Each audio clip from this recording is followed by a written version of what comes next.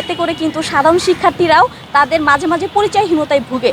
ক্যাম্পাসে আমাদের ছাত্রদলের একটা কর্মসূচি ছিল যে তার আগে যে চট্টগ্রাম কলেজের যে একটা ইস্যু ছিল সেই ইস্যুকে কেন্দ্র করে একটা কর্মসূচি দেওয়া হয়েছিল দেয়াল লিখনের। সেই কর্মসূচি আমরা যখন পালন করি, এরপরে দেখা গেছে যে আমাদের ক্যাম্পাসে যে গুপ্ত সংগঠনটা রয়েছে সেই গুপ্ত সংগঠনের যে সকল নেত্রীরা রয়েছেন বা যে সকল কর্মীরা রয়েছেন তারা তখন আমাদের উপরে ক্ষিপ্ত হয়ে যায় এবং ক্ষিপ্ত হয়ে গিয়ে তারা যেহেতু তাদের রাজনীতিটাই একটা গুপ্ত রাজনীতি, সেজন্য তারা যখন আমরা দেখেছি যে তারা মব করতেছে বা মব করেছে ওই দিন রাতে কিন্তু তারা শুধু যেখানে যে দেয়ালগুলোতে গুপ্ত গুপ্ত লেখা ছিল শুধু ওই লেখাগুলোই মুছে দিয়েছে।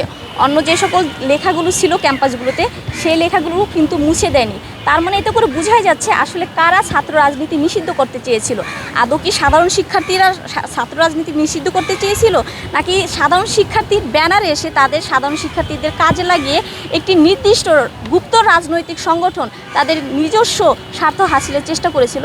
এটা কিন্তু শুধু আমরা ইডেন কলেজ ছাত্রদল না, সারা বাংলাদেশের প্রত্যেকটা ক্যাম্পাসের প্রত্যেকটা ছাত্র সংগঠনের নেতাকর্মীরা জানে যে কারা গুপ্ত রাজনীতি করে এবং কারা সাধারণ শিক্ষার্থীদের ব্যানারে এসে গুপ্ত রাজনীতিকে প্রতিষ্ঠা করতে চায়।